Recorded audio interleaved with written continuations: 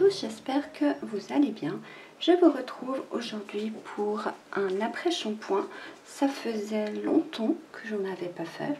Je me suis rendu compte en regardant mes dernières vidéos, ça fait un bon moment que je n'ai pas fait de shampoing et d'après-shampoing.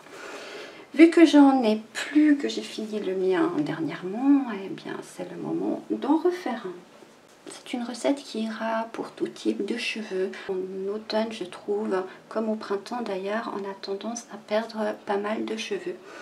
C'est pour cela que j'ai décidé de mettre de l'huile de ricin qui est anti-chute et en même temps, elle permet de faire pousser les cheveux plus rapidement. C'est un après-shampoing qui ira à tout le monde. Il fera son job, il va adoucir les cheveux, les démêler, les faire briller. Et voilà ce qu'on attend d'un après-shampoing. Je vais en faire pour une quantité de 200 ml. À l'intérieur, je vais mettre 16 g d'huile de ricin. Comme je vous ai dit, elle est fortifiante et réparatrice, évite la chute des cheveux et active la pousse. Je vais également mettre 10 g de conditionneur émulsifié, qui est un conditionneur, comme son nom l'indique. Je vais encore mettre 20 g de BTMS qui est un conditionneur également, 122 g d'eau, 10 g de glycérine végétale qui va permettre d'hydrater un peu mieux le cheveu encore, 2 g d'acide lactique qui est un acidifiant et qui permet de descendre le pH. Je rappelle juste que pour un soin cheveux, donc surtout un après-shampoing, il faut qu'il ait un pH entre 4 et 4,5. Ça va directement nous permettre de descendre le pH et on le reprendra à la fin, voir s'il faut encore en rajouter.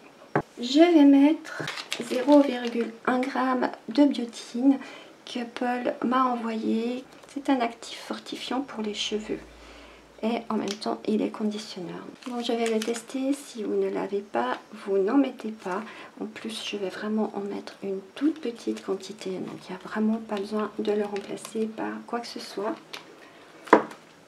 Je vais mettre encore 10 g de Fucoser qui est apaisant et hydratant, 10 g de provitamine B5 qui est fortifiante et hydratante, la fragrance fleur de cerisier japonais de la folie des senteurs et 1,2 g de Cosgard.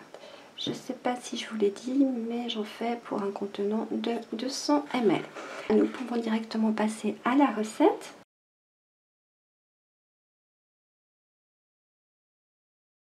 Je commence par mettre 16 g d'huile de ricin.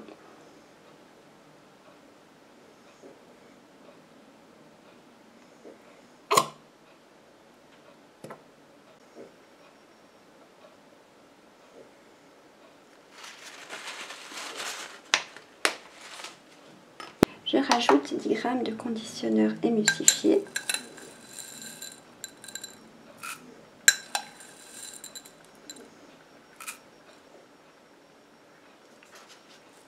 Je mets 20 g de BTMS.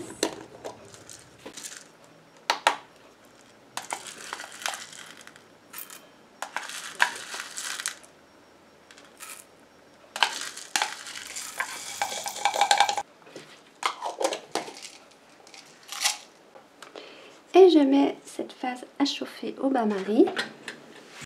Et dans ce contenant-là, je mets 122 g d'eau.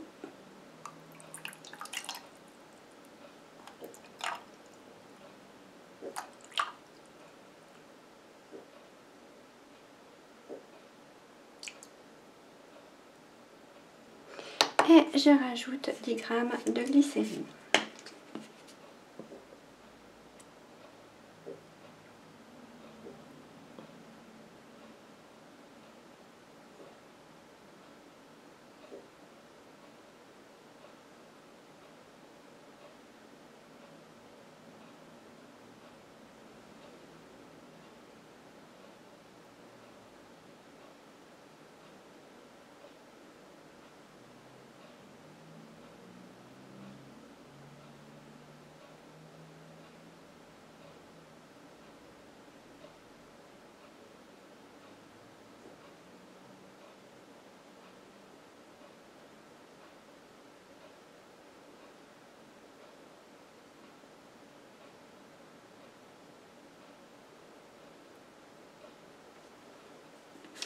Et je mets également cette phase à chauffer au bain-marie. Je vous retrouve quand on peut continuer. À tout de suite. Mes deux phases ont chauffé. Je prends ma phase aqueuse que je viens rajouter à ma phase huileuse.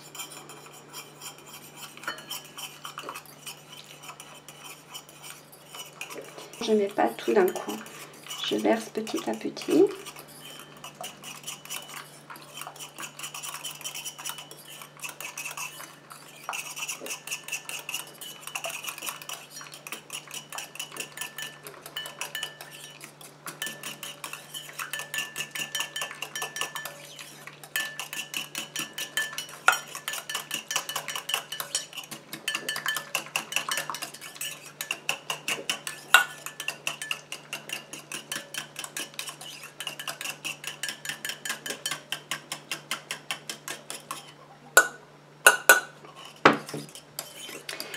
Je continue à mélanger comme ça jusqu'à ce que mon émulsion refroidisse et épaississe.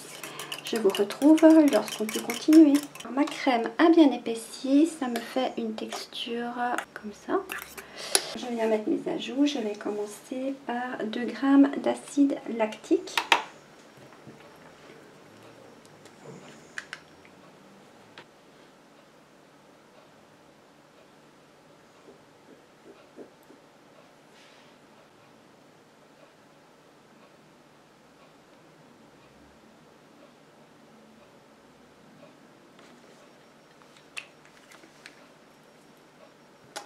Et je viens mélanger.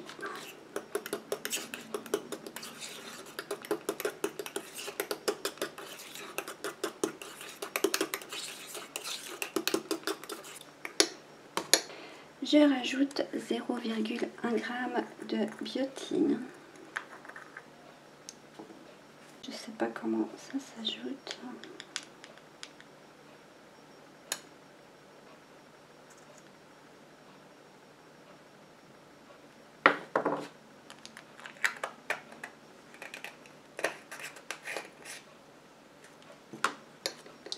Et je viens mélanger.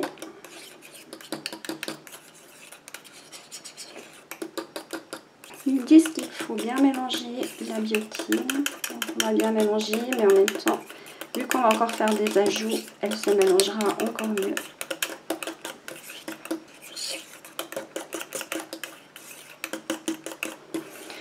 Comme vous pouvez voir, il y a mon acide lactique qui a un peu liquéfié ma préparation.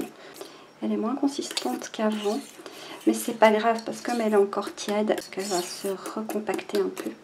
Il y a des actifs avec lesquels il faut quand même faire attention, mais en l'occurrence, ce n'est pas grave. Je rajoute 10 g de Fucoser.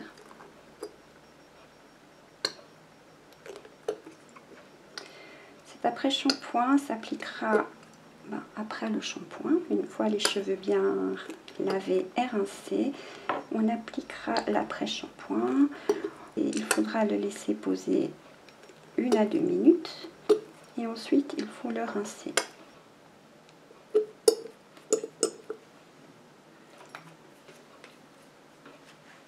Et je mélange.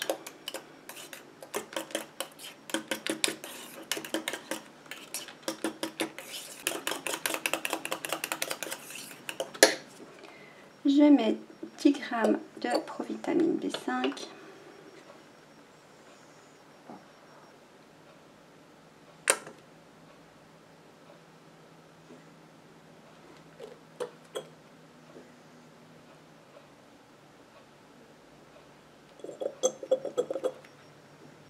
Et je mélange.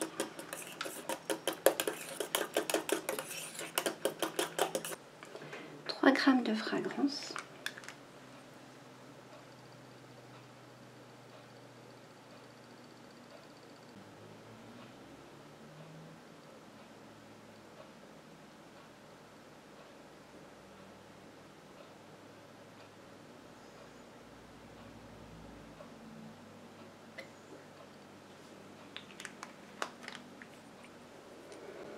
Je mélange.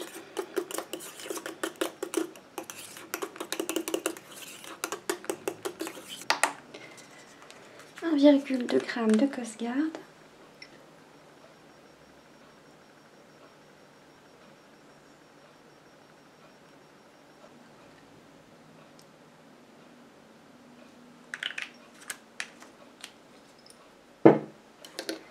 Je mélange.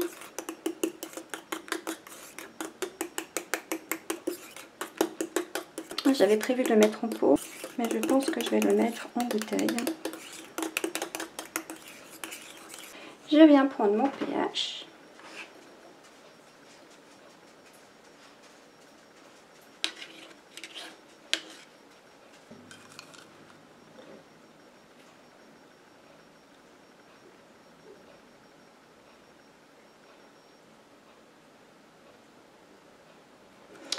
Le pH est de 5, je vais remettre un petit peu d'acide lactique.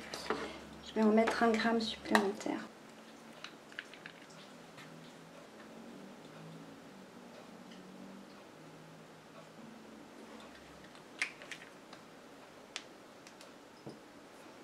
Je viens remélanger. Je reprends mon pH.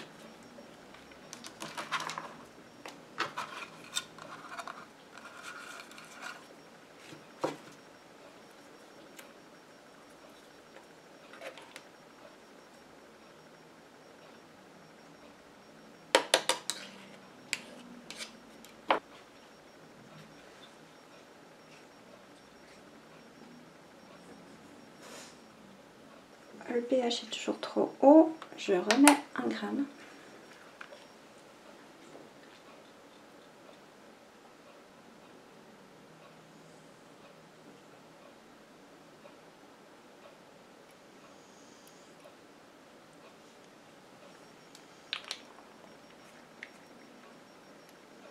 Je m'arrête là parce que ma bouteille est vide. Et je reprends encore une fois mon pH.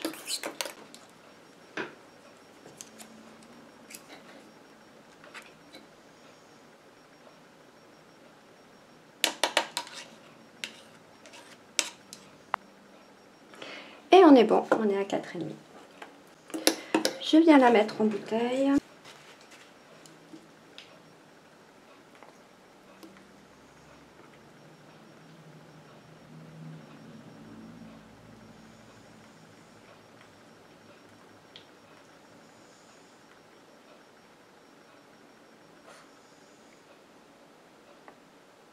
Il est vraiment plein à ras-bord. Voilà, mon après-shampoing est terminé. J'espère que cette recette vous aura plu. Bien sûr, je vous en donnerai des nouvelles dans le bilan. Et en attendant, je vous dis à tout bientôt. Bye bye!